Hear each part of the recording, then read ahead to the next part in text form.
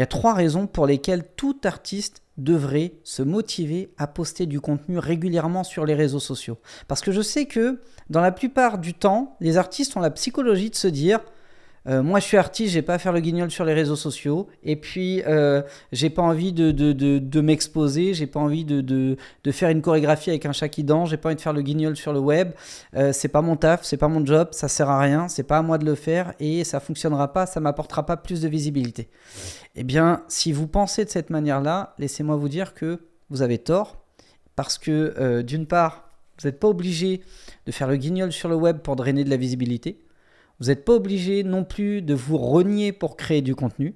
Il y a plein de manières de créer du contenu qui seront parfaitement alignées avec vos valeurs, avec ce que vous véhiculez, avec qui vous êtes, avec votre public, et au contraire même qui soutiendront votre démarche de développement de visibilité.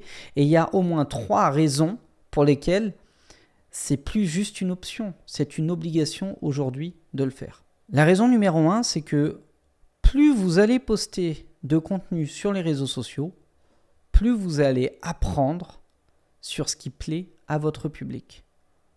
Autrement dit, vous pouvez vous dire, moi, le public, j'en ai rien à foutre, je fais ma musique pour moi, et c'est à eux de se démerder pour kiffer ce que je fais.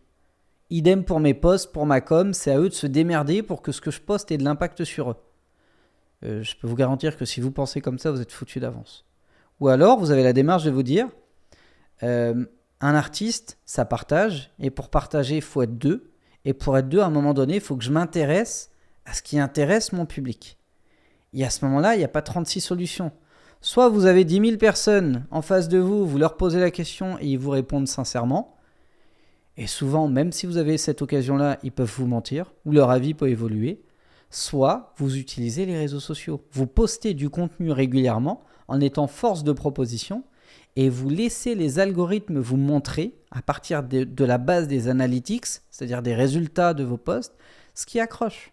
Donc très typiquement, si tu fais 10 sons par exemple, et que tu fais 3 vidéos courtes pour chacun des sons, tu as donc 30 posts qui sortent dans le mois, 1 par jour.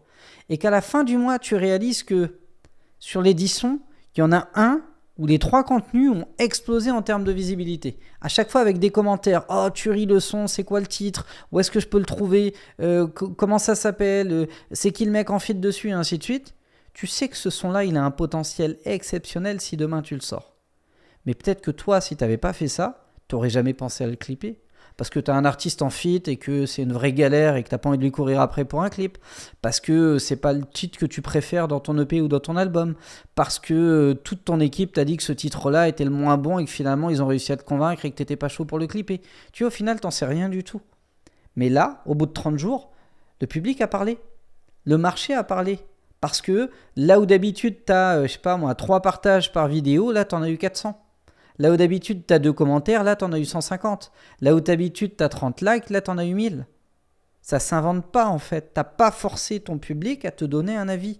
Il l'a fait par lui-même parce que ça l'a touché, ça l'a captivé, ça l'a atteint. Il a validé ce que tu as proposé. Et à partir de là, cette indication-là, cette information-là, te donne suffisamment d'informations pour que tu puisses améliorer la suite. Parce que maintenant que tu as fait ça, sur des sons qui n'étaient même pas finis, même pas enregistré en studio, ni mixé, ni masterisé, t'as plus besoin de financer un album avec 13 titres. T'as juste besoin de financer un son, un mix, un master, un clip, de le sortir, tu sais que t'auras de l'impact. Et maintenant que t'as de l'impact, tu sais que tu peux commencer à bâtir un modèle d'affaires autour de ton public. Alors que t'as des artistes qui vont passer 15 ans de leur carrière à faire un album tous les ans qui n'intéresse personne. Parce qu'ils n'ont pas osé le confronter d'abord. Ils vont perdre de l'argent, perdre du temps, perdre de la motivation et s'acharner dans une direction qui finalement n'est pas la bonne. Et s'ils avaient pris le temps de demander à leur public de manière neutre à travers de la création de contenu, ils auraient eu cette information-là. Malheureusement, ils ne l'ont pas fait. Donc créer du contenu, c'est primordial parce que ça te permet d'en savoir plus sur ton public et sur ce qui lui plaît. Parce que maintenant que tu as fait un son qui accroche, tu peux isoler la formule que tu as mis dedans. C'est peut-être le thème, c'est peut-être le BPM, c'est peut-être l'instru, c'est peut-être le fait que tu aies chanté d'une manière ou d'une autre machin. Tu peux refaire des tests et faire 5 à 10 idées de sons inspirées de ce son-là et voir ce qui marche. Si tu as 10 autres sons sur le même thème et que les 10 ne marchent pas, tu sais que ce n'est pas le thème. Si tu as 10 autres sons sur le même genre musical et que tu vois qu'il y en a un qui accroche, tu sais que c'était le genre. et ça te permet d'affiner, de mieux comprendre ce que ton public attend de toi, ce qu'il aime et ce qui fait qu'il t'a réservé une place dans sa playlist. Et à partir de là, c'est beaucoup plus facile de déployer des titres qui marchent, d'avoir plus d'impact, donc plus de visibilité, donc plus de potentiel viral et de percer beaucoup plus vite. Deuxième raison, quand tu crées du contenu, je reprends l'exemple juste avant, 30 contenus déployés sur un mois, ce qui n'est pas si compliqué que ça à faire et que tu as une vidéo par jour qui sort, en plus d'alimenter l'algorithme, en plus d'augmenter ta visibilité, en plus de te permettre d'isoler le son sur lequel tu dois tout miser pour le coup parce que tu sais que ton public l'a validé, tu vas isoler des contenus performants sur la plateforme. Si tu as 30 contenus qui sortent et que tu en as 3 qui s'élèvent largement au-dessus des autres, tu vas pouvoir utiliser un phénomène d'amplification pour amplifier les résultats de ces contenus-là. Autrement dit, tu as sorti 30 shorts et tu en vois 3 qui explosent. Tu prends ces 3-là, tu mets 100 balles de budget pub sur chacun. Tu sais que les 3 vont t'apporter énormément de visibilité parce que d'une part, les algorithmes ont déjà compris quelle était la cible et toutes les régies pub sont devenues ultra intelligentes maintenant. Donc si tu leur donnes le bon créatif, c'est-à-dire la bonne vidéo, le bon support, ils sauront le relayer aux bonnes personnes, se basant sur les personnes déjà attirées, qui ont déjà interagi, ainsi de suite, mais aussi se basant sur des outils d'IA. Donc tu n'as plus rien à faire, tu as juste à donner ça en régie pub, ça va péter tout seul. Mais en plus de ça, tu sais que ça va avoir de l'impact, tu sais que ça va être viral, tu sais que ça va pousser les gens à interagir et tu sais que ça va certainement drainer davantage de fans à s'abonner, à pourquoi pas cliquer sur un lien qui aurait été intelligemment mis dans ta bio et les amener vers l'entrée de ton funnel où tu vas pouvoir les convertir en fans et pourquoi pas même leur vendre quelque chose dans les premières minutes de votre relation. Et là, c'est puissant. Donc raison 2, ça te permet d'utiliser le phénomène d'amplification à travers les régies pub sur des contenus qui, tu sais, vont avoir un potentiel viral auprès du bon public, celui qui t'intéresse. Et la raison numéro 3, je l'ai déjà un tout petit peu évoqué dans la raison numéro 1, mais c'est que ça te permet d'investir sur les meilleurs supports.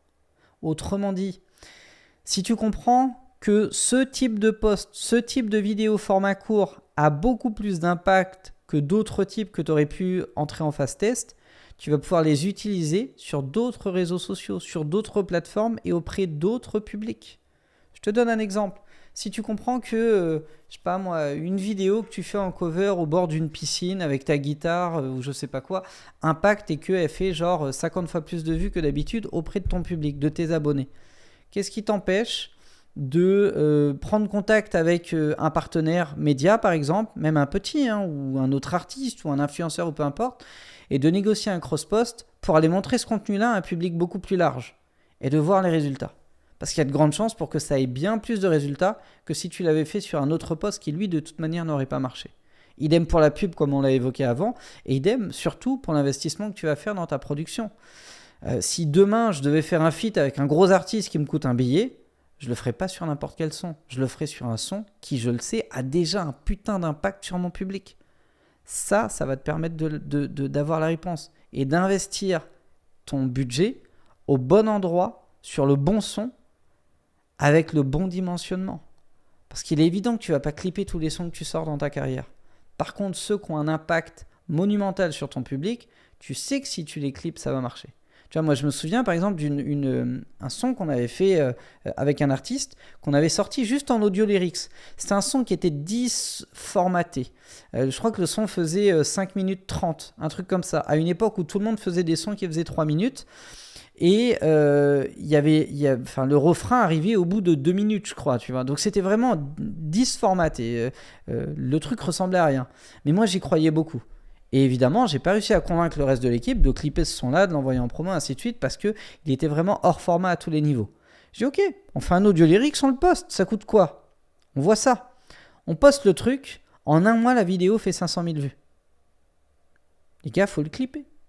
Là, je suis prêt à mettre du budget, il n'y a pas de souci. Et tout le monde a suivi. Parce qu'on avait la preuve, de par le retour public, que le son suscitait de l'intérêt. Encore récemment, l'été dernier, tu as eu Gims qui a sorti un son qui s'appelle Toi ou Sans Toi, je sais plus, tu vois. Enfin, bref, j'ai plus le titre, j'ai pas envie de dire de bêtises.